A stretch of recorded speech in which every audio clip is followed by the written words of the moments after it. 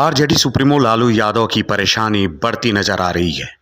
लालू यादव पिछले कई महीने से बीमार चल रहे थे।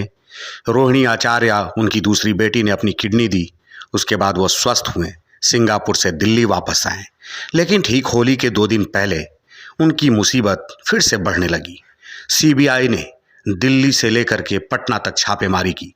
पटना में राबड़ी आवास पर छापेमारी हुई, दिल्ली में मीसा भारती के आवास पर छापेमारी हुई और राबड़ी देवी से सीबीआई के बड़े अधिकारियों ने 5 घंटे तक पूछताछ किया। इसको लेकर के सियासत भी काफी गर्म हुआ। अब होली के बाद यानी कि आज ईडी ने दिल्ली और पटना स्थित कई ठिकानों पर छापेमारी की है।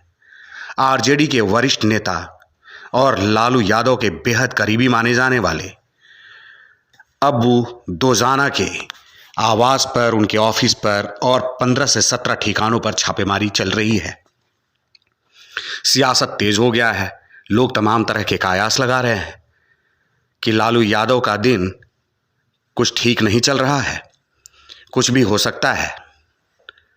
बताया जा रहा है कि ईडी और सीबीआई के द्वारा जमीन के बदले नौकरी वाले मामले में सबूत खोजा जा रहा है। जब लालू यादव रेल मंत्री थे तो उनके द्वारा क्लास 4 की नौकरी को लेकर के जमीन के बदले नौकरी देने का मामला सामने आया था।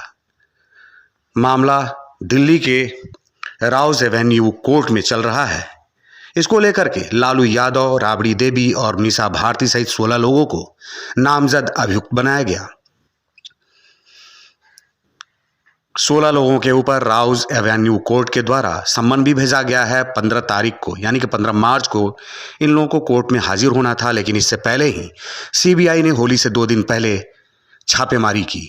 अब आज ईडी ने छापेमारी की है। बताया जा रहा है कि सबूत खंगाला जा रहा है, सबूत खोजा जा रहा है। देखने वाली बात है कि क्या कुछ खुल करके सामने आता है।